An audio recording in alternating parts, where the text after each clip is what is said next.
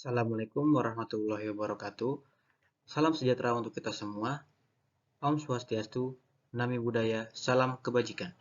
Saya Alvaris Bima Aditya dengan NIM K1521006 dari Prodi Pendidikan Teknik Bangunan, Fakultas Keguruan dan Ilmu Pendidikan, Universitas 11 Maret Surakarta.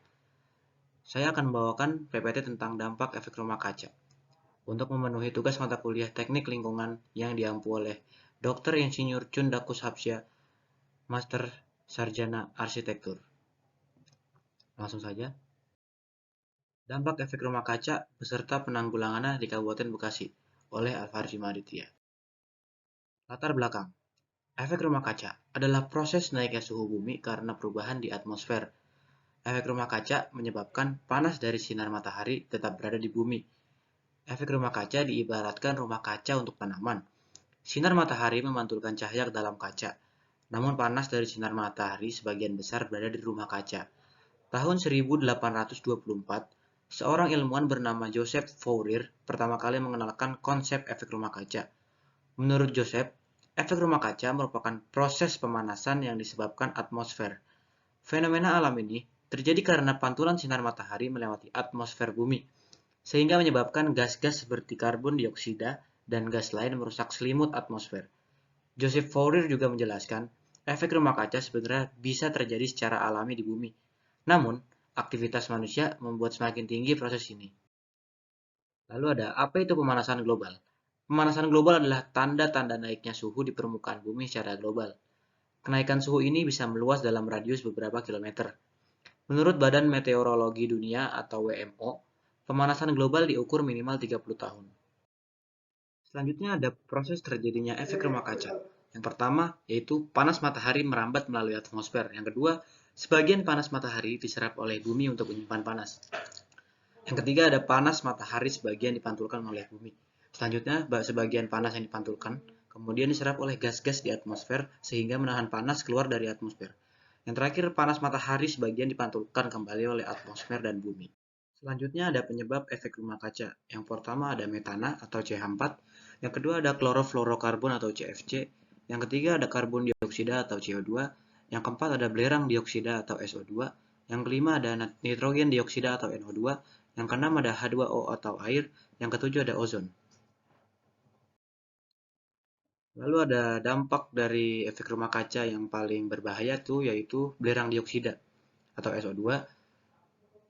Dampak yang paling signifikan dari belerang dioksida adalah satu, kesehatan manusia. Gas SO2 telah lama dikenal sebagai gas yang menyebabkan iritasi pada sistem pernafasan, seperti pada selaput lendir hidung, tenggorokan, dan saluran udara di paru-paru. Efek kesehatan ini menjadi lebih buruk pada penderita asma. Di samping itu, SO2 terkonversi di udara menjadi pencemar sekunder seperti aerosol sulfat. Yang kedua, di lingkungan.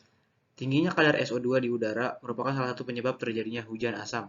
Hujan asam disebabkan oleh belerang atau sulfur, yang merupakan pengotor membentuk sulfur dioksida dan nitrogen dioksida. Zat-zat ini berdifusi ke atmosfer dan bereaksi dengan air untuk membentuk asam sulfat dan asam nitrat, yang mudah larut sehingga jatuh bersama air hujan. Air hujan yang asam tersebut akan meningkatkan kadar keasaman tanah dan air permukaan yang terbukti berbahaya bagi kehidupan ikan dan tanaman. Berikut adalah tabel pengaruh belerang dioksida. Konsentrasi 3-5 ppm, pengaruhnya itu jumlah terkecil yang dapat dideteksi baunya. Skala 8-12, jumlah terkecil yang segera mengakibatkan iritasi tenggorokan. Skala 20 ppm, jumlah terkecil yang akan mengakibatkan iritasi mata. Skala 20 ppm, jumlah terkecil yang akan mengakibatkan batuk. Lalu ada 20 ppm lagi, maksimum yang diperbolehkan untuk konsentrasi dalam waktu lama. Lalu ada skala 50-100 ppm, maksimum yang diperbolehkan untuk kontak singkat kurang lebih 30 menit. Lalu ada skala 400-500 berbahaya meskipun kontak secara singkat. ppm itu part per million dan 1 ppm tersebut adalah 1000 mg. Lalu ada dampak dari efek rumah kaca secara keseluruhan. Dampak yang paling signifikan dari efek rumah kaca di daerah Kota Bekasi yaitu satu, kesehatan manusia. Perubahan cuaca membuat banyak wabah penyakit dan virus mudah berkembang. Contohnya, nyamuk yang membawa parasit malaria bisa menularkan ke manusia. Yang kedua, sektor pertanian. Perubahan iklim mengakibatkan curah hujan untuk pertanian tidak menentu. tanaman pangan, dan hutan bisa mati karena kekurangan air, serangga, dan berbagai penyakit akibat perubahan iklim. Yang ketiga, suhu permukaan bumi naik. Naiknya suhu air laut menyebabkan perubahan pola iklim, curah hujan, dan intensitas badai. Perubahan iklim ini dapat meningkatkan krisis air bersih. Lalu ada mengapa Bekasi disebut kota yang panas? Jadi karena Bekasi sudah menjadi kota yang sudah terjamah oleh berbagai macam industri, dan karena itu juga banyak lahan kosong yang disiapkan untuk membangun sebuah industri baru. Jadi sumber resapan dan penghijauan di kota Bekasi bisa terbilang cukup rendah, karena sudah banyak daerah yang memulai pembangunan, sebagai contoh yaitu Meikarta Commercial Land. Lalu ada sebuah cuitan, jadi peningkatan suhu hingga 40 derajat di kota Bekasi tidak terjadi karena masalah regional seperti penghijauan dan RTH atau kealpaan saya sebagai wali kota Bekasi, ungkap Rahmat. RTH adalah ruang terbuka hijau. RTH di kota Bekasi baru sekitar 13%, belum memenuhi standar minimal 30%. Jadi kita akan tambah terus RTH-nya.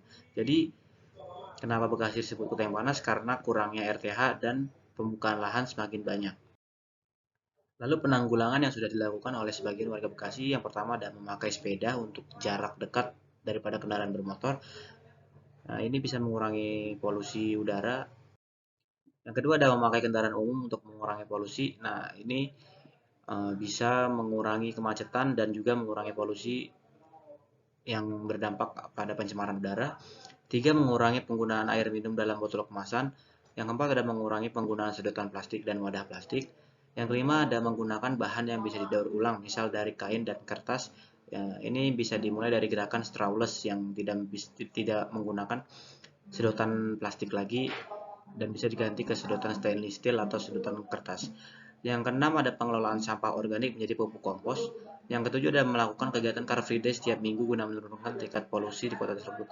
Sebenarnya upaya yang terakhir ini sering dilakukan karena ya memang bisa berdampak sedikit untuk mengurangi polusi udara dan menjaga ekosistem udara lebih baik.